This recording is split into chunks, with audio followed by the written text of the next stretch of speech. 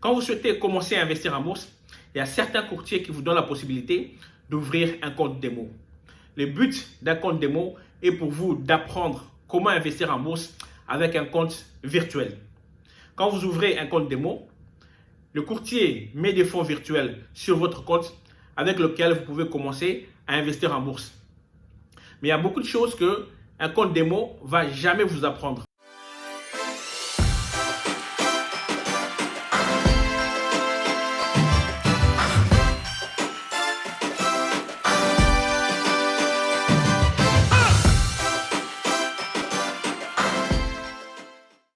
Bonjour à tous et à toutes, j'espère que vous allez bien partout où vous êtes.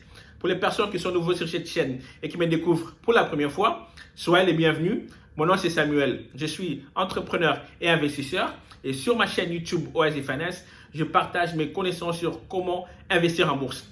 Si c'est une thématique qui vous intéresse et vous souhaiterez vous constituer un patrimoine boursier, je vous invite à vous abonner sur cette chaîne. Nous partageons chaque semaine de contenu sur cette thématique.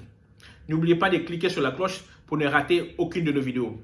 Admettons que vous avez 10 000 euros que vous avez épargnés pendant un an et vous souhaiterez l'investir en bourse. Vous ouvrez un compte chez un courtier et transférez cette somme sur votre compte.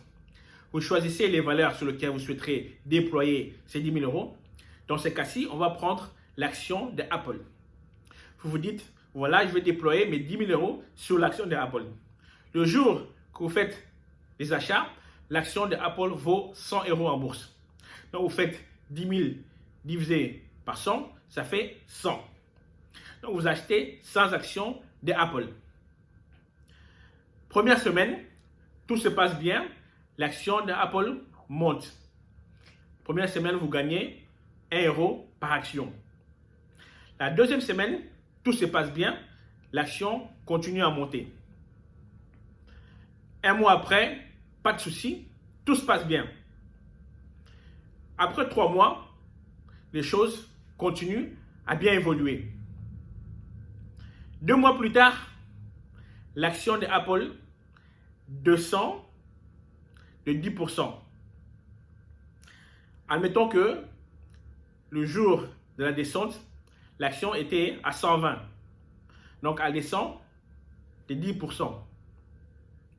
Le jour d'après, l'action d'Apple chute encore de 15%.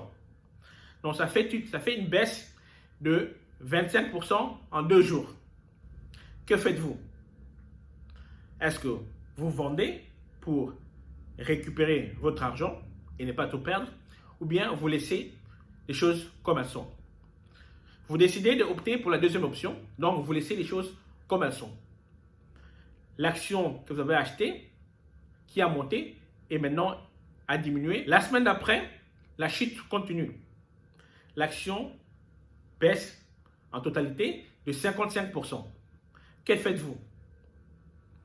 Vous laissez les choses comme elles sont ou bien vous vendez? Vous optez pour l'option de laisser les choses comme elles sont. Un mois plus tard, l'action d'Apple que vous avez achetée à 5 euros ne vaut plus que 10 euros. Que faites-vous? Est-ce que vous vendez ou bien vous laissez les choses comme elles sont? Ce sont les réalités auxquelles sont confrontés beaucoup d'investisseurs. Et la manière dont vous allez gérer cette situation déterminera votre succès. Quand vous investissez en bourse et vous achetez une valeur, au moment d'achat, il faut avoir ces 3 points. Votre point d'entrée, c'est-à-dire à quel montant vous allez investir ou bien acheter la valeur. Votre point de sortie, c'est-à-dire quand est-ce que souhaiterez-vous récupérer vos bénéfices ou bien couper vos pertes.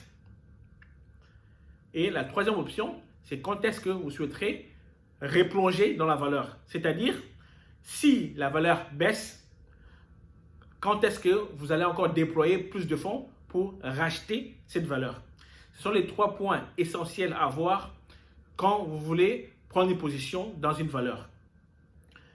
C'est que moi, je préfère personnellement, quand je prends une position dans une valeur, j'ai mon point d'entrée, mon point de sortie et le plus important, les points auxquels je souhaiterais ravitailler ou bien déployer encore plus de capital sur la valeur. J'ai toujours trois montants en tête sur lesquels je souhaiterais déployer encore plus d'argent dans cette valeur.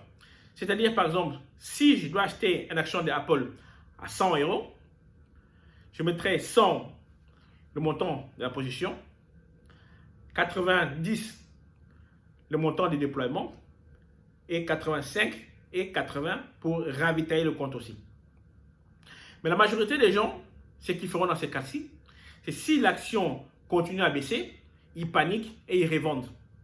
Et c'est ce qu'il ne faut jamais faire. Je vais vous raconter une histoire qui m'est arrivée 3 fois cette année. Au mois de mars, quand on a eu le krach boursier, la majorité en fait des actions que j'avais étaient tous en rouge. Mais je n'ai pas paniqué et je n'ai rien vendu. Ce que j'ai fait, j'ai déployé encore plus d'argent pour racheter les mêmes valeurs que j'avais sur tous les portefeuilles. En fait, tous les portefeuilles. Quand ça continue à baisser, j'ai continué à déployer de l'argent. En bourse, la gestion de l'émotion est très importante. Et c'est ce qu'un compte démo ne va jamais vous apprendre. La gestion des émotions. Comment gérer les krachs boursiers, comment gérer ses pertes et surtout comment gérer la psychologie et les émotions dans des moments pareils. Un compte démo ne va jamais vous apprendre ce genre de choses. Moi, j'ai eu aussi le mois de juillet. Il y a certaines de mes valeurs qui ont fortement baissé. L'une des valeurs qui avait le plus baissé, c'était Intel. La valeur Intel a baissé de 16% en une journée. Au lieu de paniquer, j'ai fait un pas en arrière. J'ai analysé encore fondamentalement la valeur Intel. J'ai vu que rien n'avait changé fondamentalement. Donc, j'ai déployé encore plus d'argent. Donc, j'ai racheté plus de valeur quand l'action d'Intel continue à descendre. Plus ça descendait, plus j'ai déployé de l'argent. Quand elle est descendue jusqu'au plus bas à 49, j'ai déployé encore plus d'argent. C'est ce qu'on appelle averaging down. Je ne sais pas comment on dit ça en français, mais en anglais on dit averaging down. C'est-à-dire, plus l'action baisse, plus vous déployez. Mais attention, vous déployez seulement si fondamentalement rien n'a changé dans la société. C'est-à-dire, si le bilan financier de la société est intact, il n'y a pas de raison de paniquer. Mais la majorité des gens, ce qu'ils font, c'est si une valeur baisse, ils paniquent et puis revendent. Ce qu'il ne faut jamais faire. Jamais paniquer dans des moments pareils. Parce que vous allez tout simplement perdre votre argent. Revenons sur le cas d'Apple. J'ai Apple aussi dans mon portefeuille. Après le split, je vous avais dit que j'allais attendre un peu pour acheter des actions d'Apple. Pour la simple raison que j'avais déjà des actions d'Apple dans mon portefeuille. Donc pour moi personnellement, ça n'avait pas vraiment beaucoup de sens de racheter des actions d'Apple après son split. Mais je vous avais dit aussi dans la même vidéo que j'avais publiée que j'avais mes points d'entrée sur la valeur Apple. Je vais vous dire mes points d'entrée. Mon premier point d'entrée était à 110. Mon deuxième point d'entrée est à 100. Mon troisième à 95 et mon quatrième à 80.